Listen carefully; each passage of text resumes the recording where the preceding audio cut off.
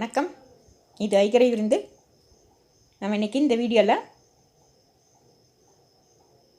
பஞ்சு போல் சாஃப்டான இட்லிக்கு மாவு எப்படி அரைக்கிறது அப்படிங்கிறத தாங்க பார்க்க போகிறோம். வாங்க வீடியோக்கு போகலாம். இட்லி அரிசி 4 கப். நான் இந்த ஆழாக்கில் குவிச்சு எடுத்துருக்கேங்க. அவல் 1/2 கப். இது ஆப்ஷனலுங்க, வேணுன்னா போட்டுக்கலாம், இல்லைன்னா விட்டுடலாம். உளுந்து 1 கப். இது நான் சமமாக எடுத்துருக்கேங்க. வெந்தயம் 1 மேஜிக் கரண்டி.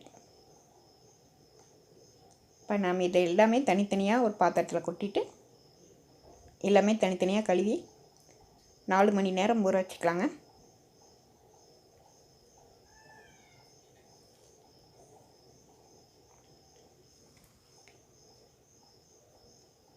அவல் மட்டும் கொஞ்ச நேரம் ஊற வச்சா போதும். ஒரு மணி நேரம் ஊற வச்சா கூட போதும்.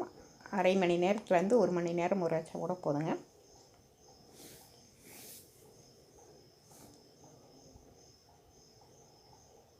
உளுந்தை நம்ம கழுவின உடனே நல்லா தண்ணி ஊற்றி ஃப்ரிட்ஜில் வச்சிடலாங்க.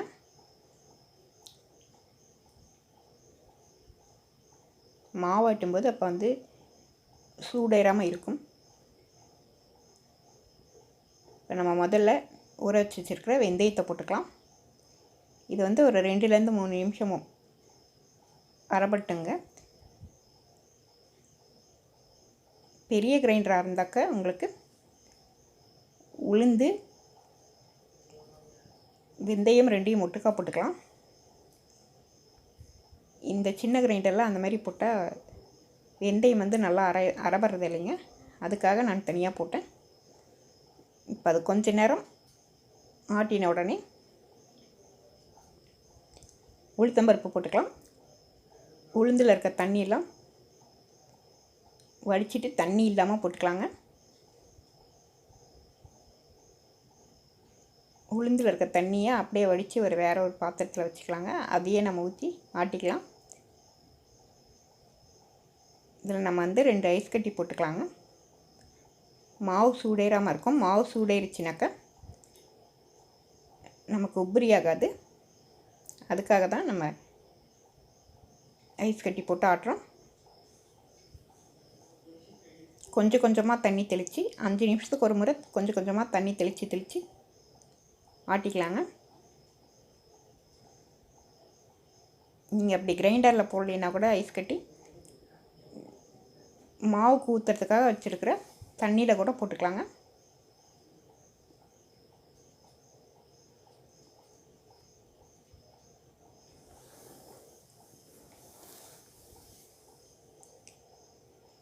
இப்போ இந்த உளுந்து 20 நிமிஷம் அரை பண்ணுங்க. அப்போ கரெக்டாக இருக்கும்.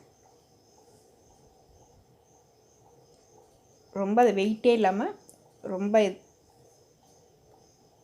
நுர போல் இருக்குங்க. தண்ணியில் போட்டு பார்த்திங்கன்னா அது நல்லா மிதக்கும்.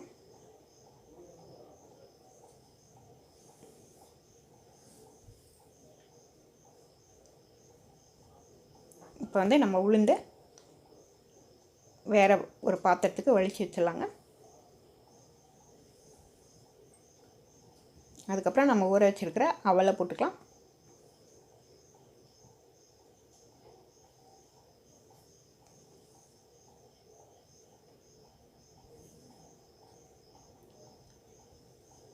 அவல் போட்டுட்டு கூடவே அரிசியும் போட்டுக்கலாங்க.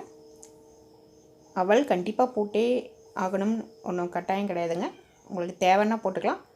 ஆனால் அவல் போட்டால் நல்லா சாஃப்டாக வருதுங்க இட்லி. இப்போ அரிசி போட்டுக்கலாம்.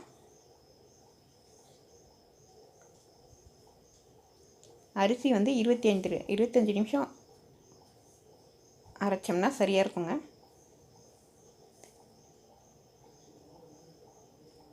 அரிசி போட்டு இதுக்கும் கொஞ்சம் கொஞ்சமாக அப்பப்போ தண்ணி ஊற்றி ஆட்டிக்கலாங்க.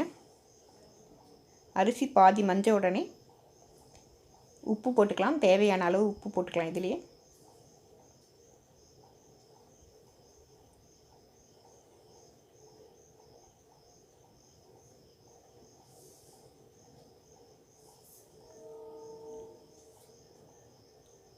இப்போ இதை நல்லா மஞ்சிடுச்சுங்க. இது வந்து ரொம்ப நைஸான இந்த ரவா பதத்தில் அரைச்சி எடுத்துக்கணுங்க. இப்போ நான் அரிசியும் கிரைண்டர்லேருந்து எடுத்துக்கிட்டேன். இப்போ உளுந்து அரிசி ரெண்டையும் ஒட்டுக்காக போட்டு நல்லா கையில் மிக்ஸ் பண்ணி விடணுங்க. கையில் கரைச்சிங்கன்னா தான் நல்லா புளிக்கும். அப்போ தான் இட்லி சாஃப்டாக இருக்கும்.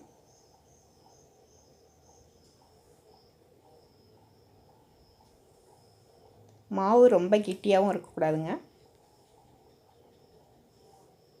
கெட்டியாக கரைச்சி வச்சாலும் இட்லி சாஃப்டாக இருக்காது.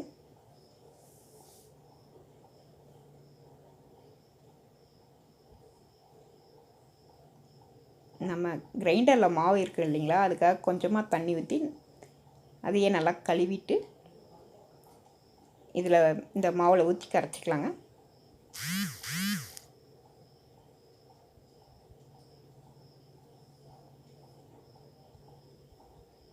மாவு இந்த கன்சிஸ்டன்சியில் இருக்கணுங்க.